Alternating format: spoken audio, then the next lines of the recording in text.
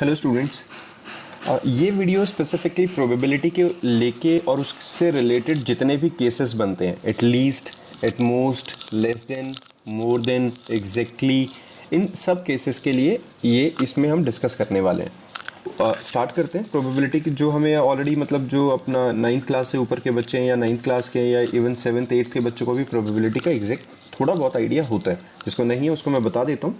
Probability basically meaning क्या होता है? प्रोबेबिलिटी का मतलब होता है चांसेस कितनी है। चांसेस का मतलब होता है कि जैसे हम कहते हैं बारिश आएगी या नहीं, क्या प्रोबेबिलिटी है कि बारिश आएगी, क्या चांसेस है कि बारिश होगी। तो प्रोबेबिलिटी का बहुत आसान सा और एक यूनिवर्सल, मतलब ऐसा नहीं है कि अभी कुछ और है बाद में बदल जाएगा। एक ये स्टैंडर्ड फॉर्मूला है थ्रू आउट, जितनी मर्जी सीनियर क्लास में चले जाओ ये फॉर्मूला यही रहने वाला है। दैट इज प्रोबेबिलिटी का फॉर्मूला होता है number of favourable condition, number of favourable condition upon total condition. अब ये नंबर ऑफ फेवरेबल कंडीशन और टोटल कंडीशन का मतलब क्या होता है? जब हम कहते हैं नंबर ऑफ फेवरेबल कंडीशन, मतलब जैसे मैंने अभी एग्जांपल दिया कि आज बारिश होगी या नहीं होगी, तो देखो बेटा दो ही केस हो सकते हैं, या तो बारिश आएगी या नहीं आएगी, है ना। आइदर इट विल रेन और इट विल नॉट रेन। तो बारिश आने की संभावनाएं अगर जब हम ऐसे लिखते हैं तो ये हम लिख देते हैं बेटा सैम्पल स्पेस। अब ये सैम्पल स्पेस क्या चीज़ है? सैम्पल स्पेस का मतलब होता है सारी पॉसिबिलिटीज़ को लिख दो।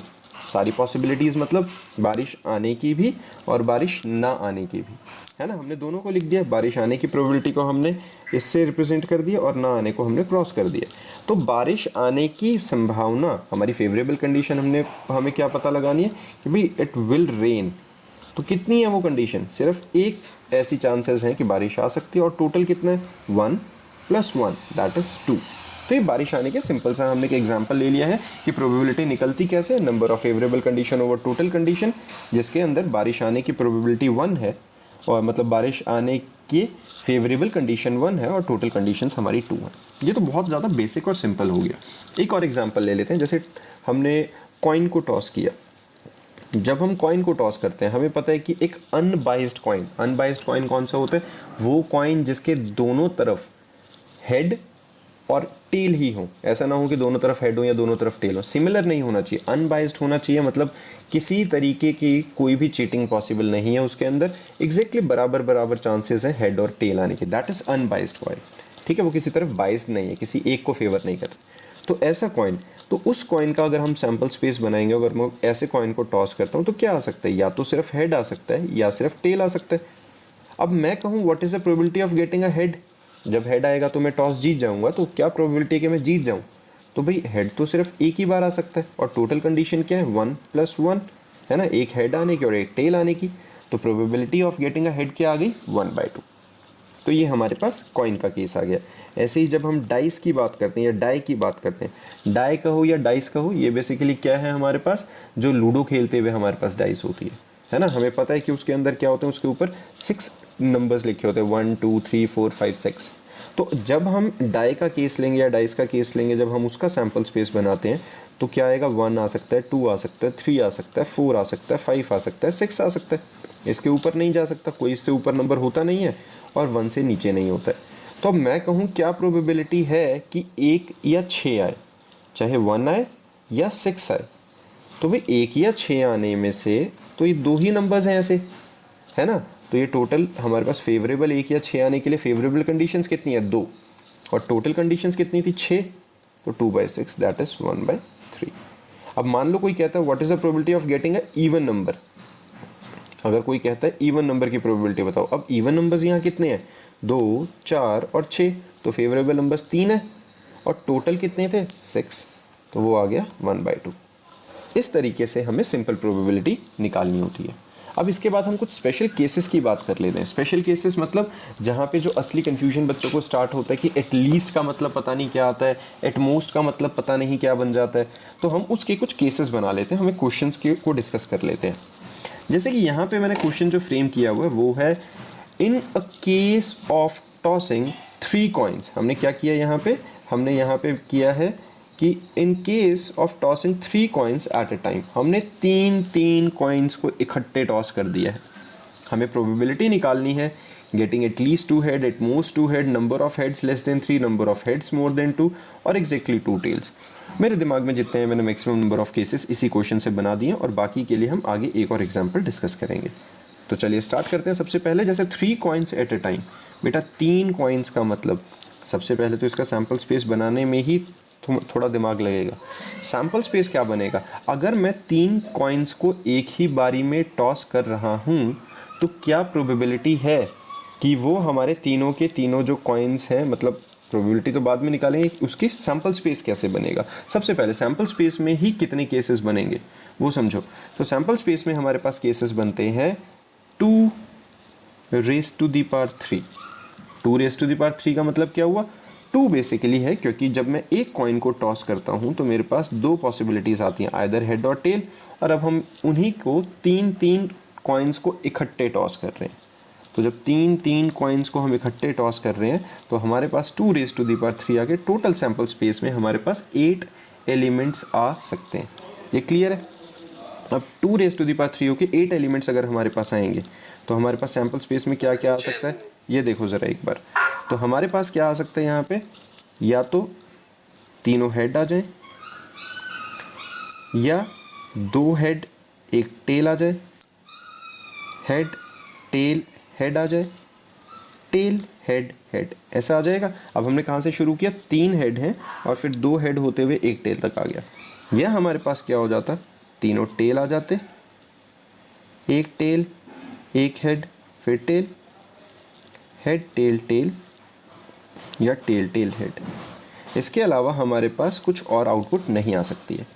तो अब इसी के अंदर अगर अब मेरे को प्रोबेबिलिटी निकालनी है, प्रोबेबिलिटी है फर्स्ट पार्ट की getting at least 2 head, getting at least 2 head. अब जब मैं एटलीस्ट 2 हेड्स की बात करता हूँ तो एटलीस्ट का मतलब होता है बच्चे कम से कम 2 हेड, कम से कम 2 हेड तो होने ही चाहिए, ज़्यादा से ज़्यादा जितने मर्जी हो जाए। अब अगर हम यहाँ पे इसमें केस नोटिस करें तो हमारे पास कम से कम 2 हेड कहाँ हैं, यहाँ देखो, इसमें कम से कम 2 हेड थे, ज़्यादा से ज़्यादा 3 होंगे तो चलेंगे। यहाँ 2 हेड थे, यहाँ पर भी 2 हेड थे, यहाँ भी 2 हेड थे, पर बाकी किसी केस के अंदर 2 हेड नहीं थे। तो हमें एटलीस्ट 2 हेड्स तो चाहिए ही। तो हमारे पास कितने केसेस आ गए, 1 2 3 4। तो फेवरेबल कितने हो गए हैं, 4, और टोटल केसेस कितने थे, 8। तो probability of getting at least 2 heads कितना आ गया हमारे पास, 1/2। ऐसे ही अगर हम नेक्स्ट पार्ट की तरफ चलते हैं, ये हमारा फर्स्ट पार्ट हुआ। सेकेंड पार्ट में इन्होंने बोला था probability of getting at most 2 heads. At most का मतलब क्या होता है, हमें क्या बोला है, at most 2 heads. At most का मतलब होता है ज़्यादा से ज़्यादा, मिक्स टू मिक्स इतने हो सकते हैं, इससे ज़्यादा नहीं हो सकते। अगर हम अब इसकी बात करते हैं तो देखो क्या हो सकता है, एट मोस्ट 2 हेड्स, ज़्यादा से ज़्यादा 2 हेड्स, उससे ज़्यादा नहीं। तो 2 से ज़्यादा नहीं होने चाहिए, 2 से कम चलेंगे। तो मतलब यहाँ पे एक तो ये केस है, यहाँ 2 है, ये वाला भी 2 चल जाएगा, एक्सेप्टेबल है, ये भी 2 चल जाएगा। जहाँ 1 है वो तो और बढ़िया है, और जहाँ 1 भी नहीं है वो भी एक्सेप्टेबल है, क्योंकि एट मोस्ट 2 हेड्स, ज़्यादा से ज़्यादा 2, कम से कम चाहे 1 भी ना हो। तो सिर्फ एक ये केस हमारा एक्सेप्टेबल नहीं है क्योंकि यहाँ 2 से ज़्यादा हो गए। तो हमारे पास नंबर ऑफ़ फेवरेबल कंडीशन कितनी हो गई है, नंबर ऑफ़ फेवरेबल कंडीशन तो 7 आ गई है, और टोटल कितनी थी, 8।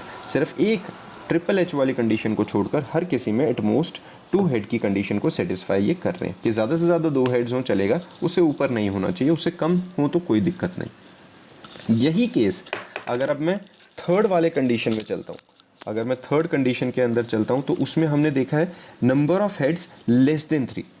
थर्ड केस में हमारे पास है number of heads less than 3, 3 से कम होने चाहिए हेड्स। 3 से कम चाहे 1 भी ना हो चलेगा, लेकिन 3 के बराबर नहीं होने चाहिए, लेस देन 3 है। यहाँ पे हमारे पास क्या है, number of heads less than 3।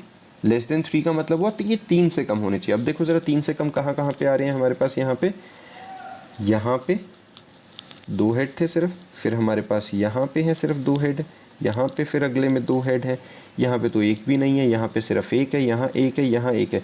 Her case में लेस देन 3 हेड्स हैं। तो एक तरह से एट मोस्ट 2 हेड्स वाला ही केस यहाँ बन गया कि ज़्यादा से ज़्यादा 2, उससे ज़्यादा नहीं होना चाहिए, और यहाँ लेस देन 3 बोला है।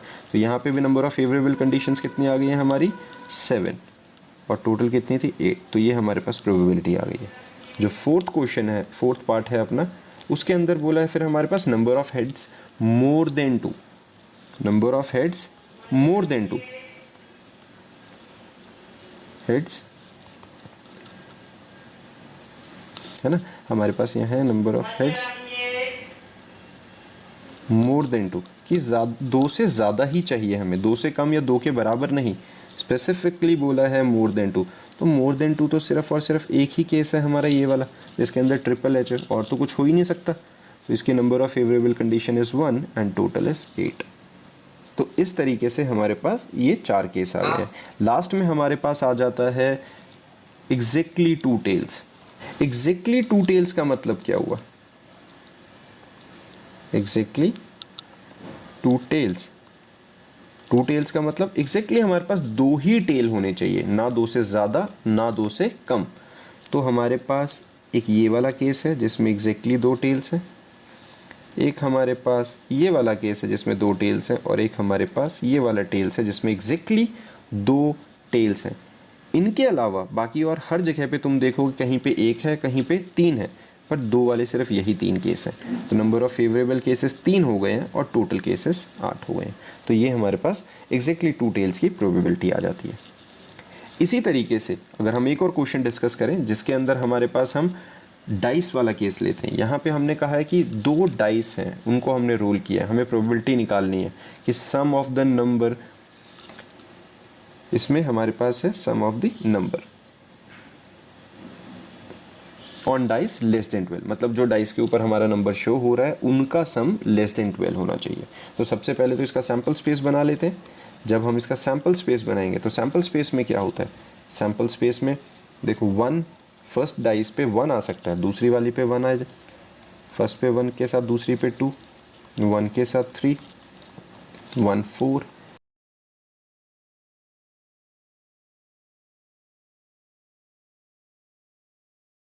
सैम्पल स्पेस के एलिमेंट्स। इसके अलावा कुछ नहीं आ सकता अगर हम 2 डाइस को इकट्ठे रोल करते हैं। अब हम फर्स्ट पार्ट से स्टार्ट करते हैं। हमारे पास फर्स्ट पार्ट में बोला है इन्होंने कि sum of the numbers on the dice less than 12, मतलब दोनों डाइस के ऊपर जो नंबर आता है उनका सम 12 से कम होना चाहिए। अब 12 से कम का मतलब जैसे 1 + 1 2, 1 + 3 1 + 2 3, 1 + 3 4, 1 + 4 5 एंड ऑल। ऐसे ही 2 + 2 करेंगे 4 कर रहे हैं, 3 + 4 कर रहे हैं 7 कर रहे हैं। जहाँ मर्जी हम नंबर उठा के देख रहे हैं, 6 5 11, 6 1 7, 6 3 9 10, यहाँ 11। तो ऑलमोस्ट हर नंबर एक सिर्फ 6 6 वाले नंबर को छोड़कर, अगर हम इस नंबर को छोड़ दें तो बाकी जितने भी नंबर्स हैं वहाँ पर सारे ही नंबर्स का सम हर केस में, हर केस के अंदर हमारे पास जो सम आ रहा है वो लेस देन 12 आ रहा है।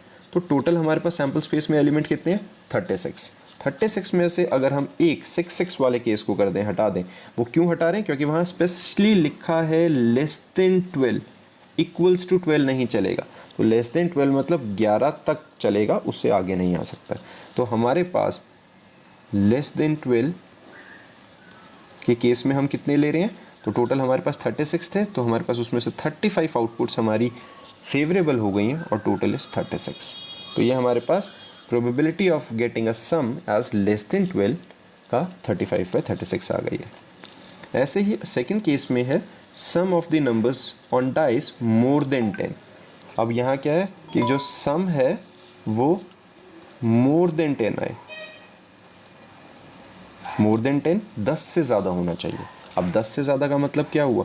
10 से ज़्यादा 10 के इक्वल या 10 से कम नहीं, 10 से ज़्यादा। 10 से ज़्यादा कहाँ कहाँ आ सकता है? एक तो 6 5 वाले में अगर हम बात करें तो यहाँ पे हमारे पास आ रहा है, एक तो 5 6 वाले में आ सकता है, एक 6 5 वाले में आ सकता है और एक 6 6 वाले में आ सकता है। क्योंकि इससे नीचे जहाँ भी देख रहे हैं 6 4 10 है, 5 5 10 है, 5 4 9 है, 4 4 है, जितने भी हैं उनमें 10 से कम आ रहा है सम। तो सम मोर देन 10 के अंदर सिर्फ हमारे पास 5 6 6 5 और 6 6, सिर्फ 3 बार ये कंडीशन सेटिस्फाई हो रही है। तो number of favourable is 3 and the total is 36। इसको हम सॉल्व कर लेंगे, दैट इज़ 1/12। ये हमारे पास सम मोर देन 10 आ जाता है। इसके अलावा अगर और भी हमें प्रोबेबिलिटी का कार्ड्स का कुछ चाहिए है, कार्ड्स के रिगार्डिंग वाले केसेस करने हैं, तो मैं इसी वीडियो के डिस्क्रिप्शन में मेंशन कर दूंगा, वहाँ से आप उनको लिंक को फॉलो करके उन वीडियोस को देख सकते हैं। चलिए, थैंक यू।